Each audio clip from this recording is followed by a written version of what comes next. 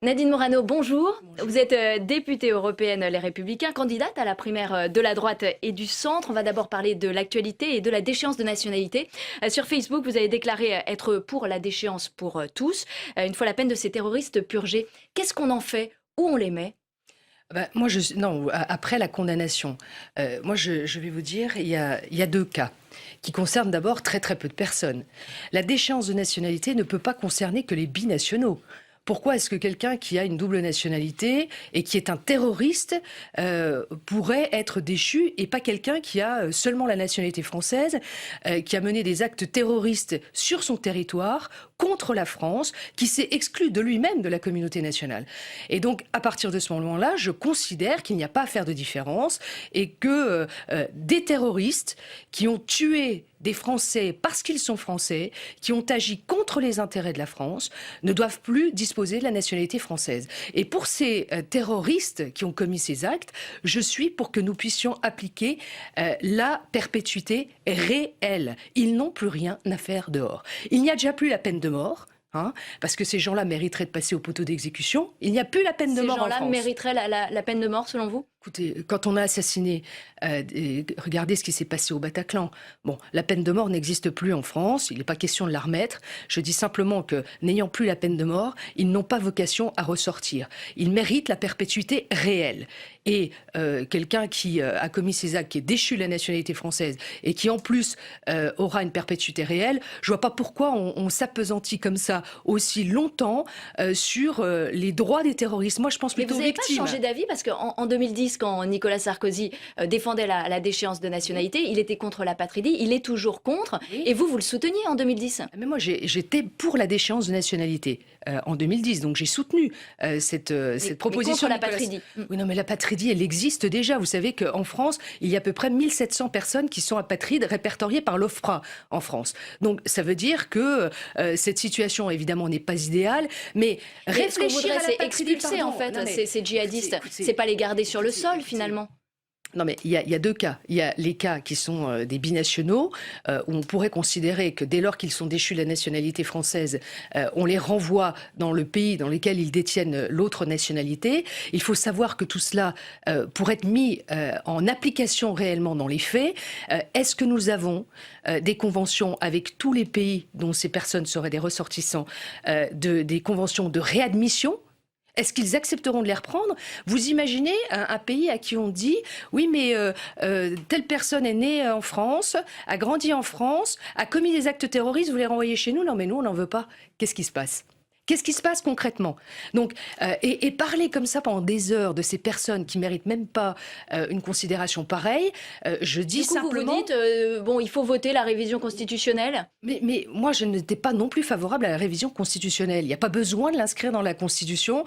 On peut très bien modifier la loi puisque la déchéance de nationalité existe déjà dans la loi. Il suffit de modifier la loi, mais il aurait fallu le faire vite. Mais vous vous rendez compte, on est encore en train de parler, vous et moi, de cette question alors que ça fini d'en parler parce que le débat commence au Parlement au mois de février. Enfin, vous voyez, François Hollande tergiverse sur tout. On parle là de terroristes. On a une année absolument dramatique en France où on a vu la situation même d'Hervé Cornara qui a été décapité sur le territoire de France. Mais ça a été considéré comme un fait divers. Au bout de 3 jours, on n'en parlait plus. C'est un scandale, je vous le dis. On sait, on a appris en tout cas que Christiane Taubira ne défendrait pas ce texte. Ce serait Manuel Valls lui-même. Est-ce que pour vous, Christiane Taubira peut rester au gouvernement? J'en ai pas la capacité de décision. Je trouve ça totalement aberrant. Comment est-ce qu'un ministre de la Justice, qui est censé porter un texte qui relève de son domaine de compétence, peut rester au gouvernement en étant totalement opposé à la mesure qui est présentée par son gouvernement et par le président de la République qu'elle est censée accompagner dans ses décisions? C'est hallucinant. Enfin, je veux dire, sinon nous avions fait ça, mais alors on aurait subi, dans les médias comme par l'opposition, ça aurait été terrible. Et là, je trouve que franchement, c'est incroyable, incroyable. Vous avez défendu la déchéance de nationalité pour les personnes qui portent la burqa, pour les femmes qui portent la burqa. C'est pas un crime terroriste finalement de porter la burqa, c'est un simple délit. On peut pas demander la déchéance de nationalité. Non, alors aujourd'hui, dans la loi, donc vous avez une amende Et moi, je souhaite que la loi soit durcie. Que Il faudrait nous juste faire passions... appliquer la loi, non? Non, non, mais la loi n'est pas appliquée. Les amendes sont payées par multiples associations et ces femmes récidivent régulièrement. C'est une provocation à la République puisque le port du voile intégral est interdit en France. La nationalité française ne se brade pas.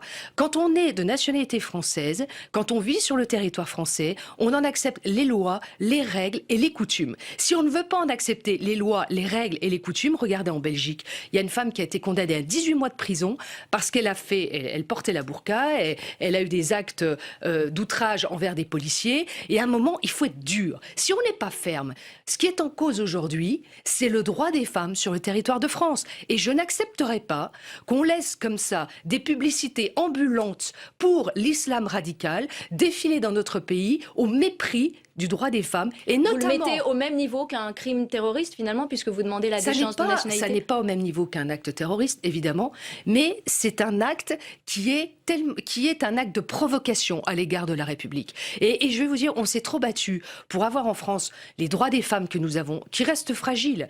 Vous savez, en Iran, dans les années 70, les femmes étaient en mini-jupe. Regardez ce qu'est devenu l'Iran aujourd'hui. Regardez comment la Tunisie est en train de se battre, alors que Bourguiba avait fait en sorte que les femmes ne portent même pas le voile simple. Et la Tunisie qui avait eu le droit de vote pour les femmes avant nous. Eh bien, regardez ce que devient aujourd'hui la Tunisie avec le développement de ces voiles sur leur territoire, avec l'interdiction qu'ils ont mis aussi du port du voile intégral, comme au Tchad, comme au Cameroun. Et la France ne ferait pas appliquer la loi? Mais dans quel pays sommes-nous aujourd'hui? Je voudrais qu'on avance et qu'on parle de cette agression antisémite qui a eu lieu lundi à Marseille. Le président du consistoire israélite de la cité phocéenne a incité les Juifs à enlever leur kippa pour assurer la sécurité. Est-ce que vous pensez qu'il faut qu'ils retirent cette kippa? Moi, écoutez, je suis horrifiée d'entendre des choses comme ça.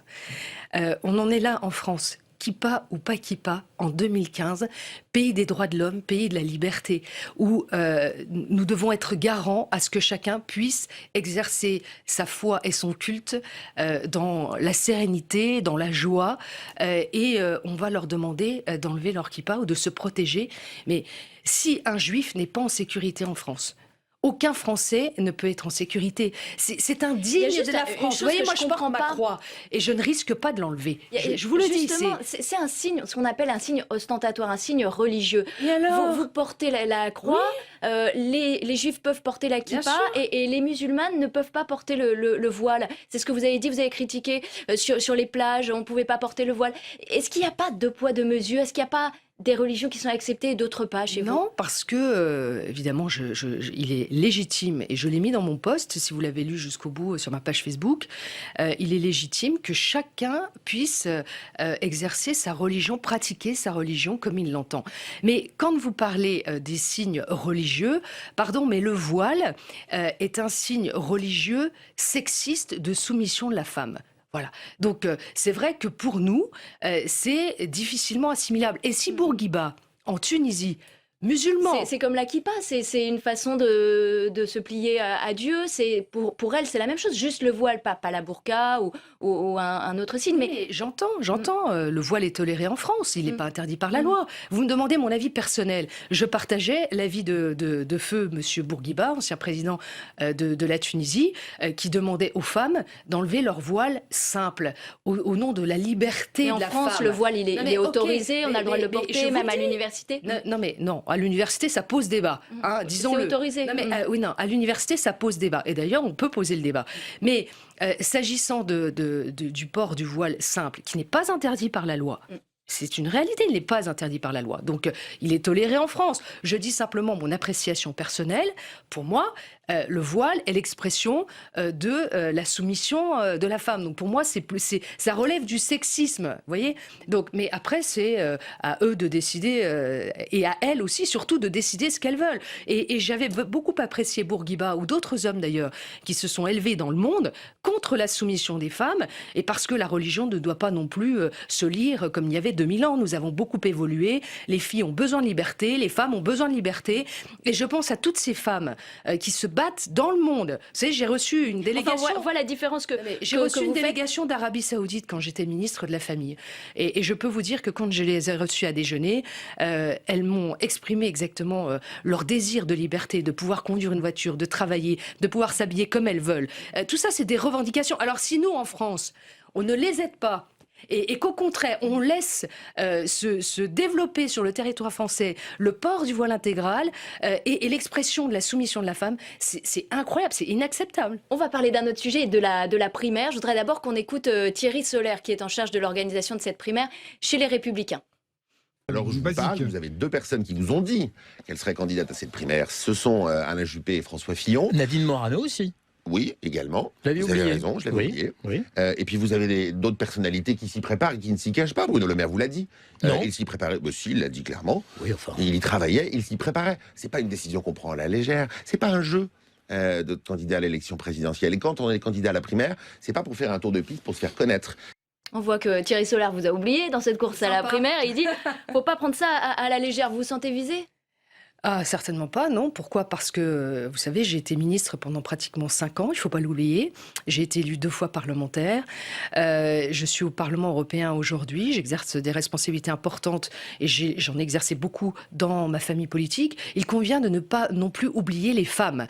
Hein, je vois qu'on est toujours en train de parler pour cette primaire de toujours les mêmes, c'est-à-dire ceux qu'on voit depuis 30 ans, qui nous ont dit qu'ils allaient faire et qui, au final, on se demande s'ils sont crédibles pour pouvoir le faire aujourd'hui. Est-ce que vous pensez que vous serez en mesure de vous présenter ? Il y a des règles qui sont quand même assez drastiques. Il y a notamment 20 signatures de parlementaires. Est-ce que vous pensez que vous les aurez ? Écoutez, les parlementaires auront un choix à faire, c'est évident. Je pense que beaucoup, pour l'instant, ne se sont pas encore décidés, tout simplement parce qu'il y a aussi le jeu des investitures qui freine toujours les parlementaires à prendre une décision. Mais je crois que les parlementaires ont envie, eux aussi, de liberté. Il y en a beaucoup qui m'ont encouragée, d'ailleurs. Et donc, attendons, prenons patience. Pour l'instant, je rentre beaucoup de pré-parrainage d'adhérents, d'élus locaux. Et d'ailleurs, j'ai ouvert une adresse spéciale là-dessus. Vous savez, dans la barre d'adresse sur l'ordinateur, www.jeparrainemorano.com. Eh bien, vous savez, ça marche bien. D'accord, donc et tout je le monde sens peut que y aller. Si les vous en avez Français n'ont pas envie de revoir ceux qu'on voit depuis 30 ans. Parce qu'aujourd'hui, il y a les candidats des médias. On voit Alain Juppé sur toutes les couvertures. Je ne sais pas s'il y a une envie d'Alain Juppé. Comme à Hervé Mariton, vous dites à Nicolas Sarkozy, il faut du neuf, il ne faut pas y aller, il ne faut pas se présenter ? Ah ben, je ne lui dirai pas ça parce que c'est la liberté de chacun. Mais qu'en même temps, je ne sens pas sur le territoire d'envie d'un match retour Sarkozy-Hollande.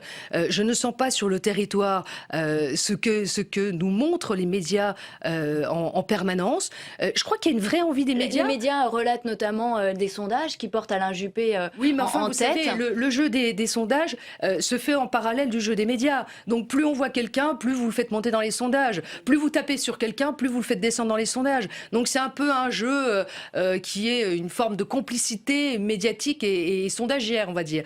Donc moi je crois qu'il faut d'abord écouter le peuple. Et moi je veux m'inscrire dans une démarche auprès du peuple de France et de les rassembler tous parce que les Français ont envie d'un vrai renouveau et pas non plus le même casting, du même formatage. Hein, j'entends les candidats qui arrivent, alors pratiquement tous énarques. Ça veut dire qu'il faudra en tirer les Pratiquement tous conséquences. énarques. Non, mais tout ce que les Français ne veulent plus et tout ce qu'on essaye de nous dire, voilà le nouveau, je suis nouveau, j'ai une nouvelle tête, mais enfin je viens du même logiciel. Ah, mais Stop. justement, François Fillon s'est exprimé là-dessus et il tirera les conséquences si il n'est pas choisi dans cette primaire. On l'écoute. J'ai occupé des fonctions gouvernementales. J'ai occupé des fonctions de responsable de collectivité locale. J'ai été Premier ministre. Je considère aujourd'hui que j'ai quelque chose à apporter avec un projet politique et un projet de rupture qui change complètement la donne, notamment sur le sujet économique. Si je ne suis pas suivi sur cette question, qu'est-ce que j'ai d'autre à apporter dans la vie politique française ? Donc Rien. Vous quittez la politique. Donc je quitte la politique. François Fillon quitterait la politique, vous aussi ?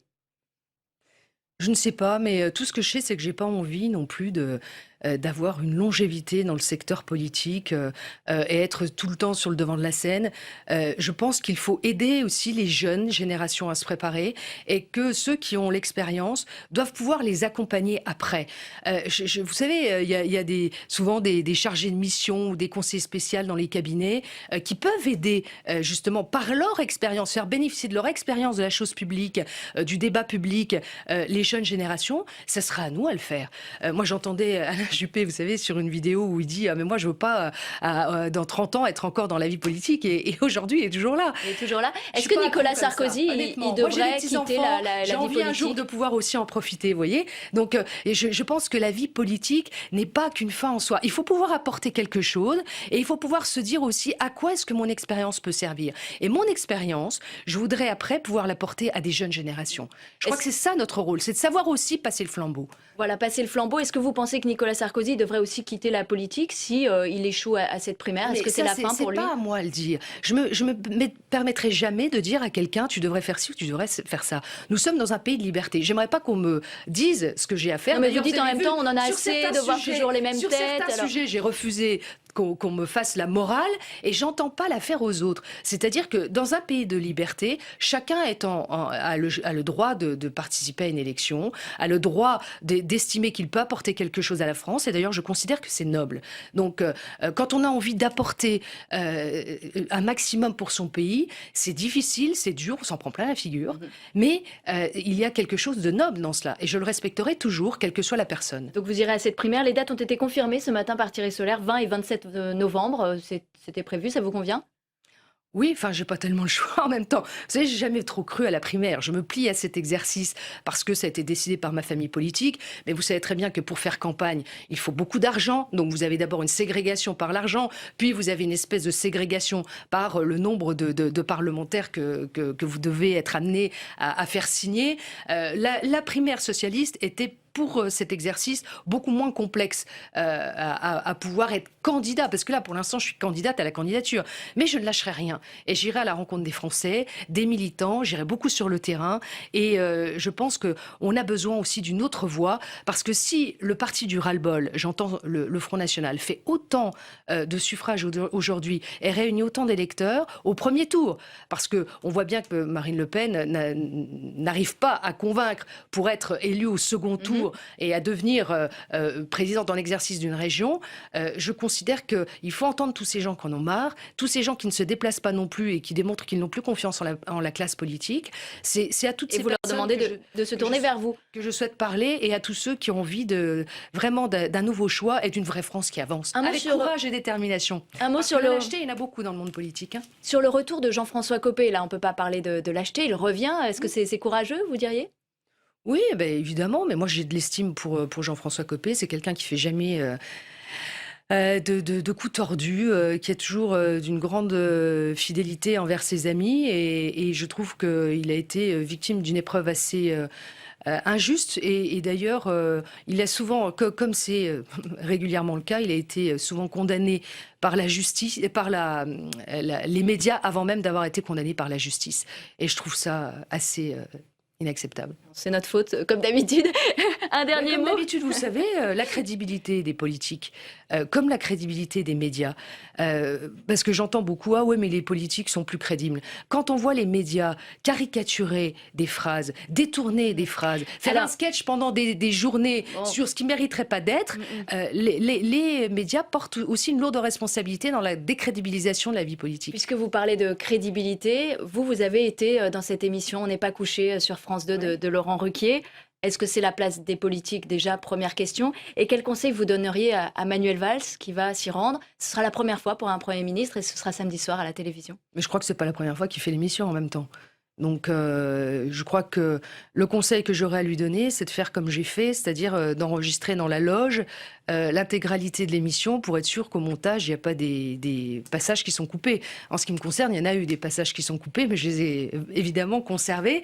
C'est là que vous aviez sorti vos propos sur la race blanche, Non, non, qui mais vous ne ont dites pas, entraîné. c'est là que vous avez sorti vos propos sur la rage blanche. C'est là que J'ai vous avez parlé- tenu ces Non, mais propos-là. attendez, c'est pas ça la question. J'ai parlé pendant 40 minutes de mon voyage au Liban et en Jordanie sur les problèmes de la vague migratoire que nous sommes en train de vivre. Tout ce que j'ai dit chez Ruquier est arrivé s'agissant du terrorisme et des risques terroristes que nous avions, où le ministre des Affaires étrangères du Liban m'avait dit « Attention, vous faites n'importe quoi en Europe ». Tout ça, je l'ai dit. Regardez ce qui s'est passé à Cologne. Mais donc, et les médias n'en il y a parlent pas. des coups à prendre, il y a des Vous coups me à prendre parlez- quand mais même. non, mais vous me parlez d'une phrase. Madame, je voudrais vous dire qu'au Parlement européen, la dernière semaine avant Noël, nous avons adopté un rapport sur les droits de l'homme au Parlement européen, voté par 28 nations, où le rapport annuel des droits de l'homme, dans lequel il est fait état à plusieurs pages de la diversité raciale. Ah non, mais Donc, je ne, donc, non, je ne mais- conteste pas vos propos. mais je juste, voudrais qu'on je relate arrête. les faits. On est en 2016. Je voudrais qu'on arrête de me couper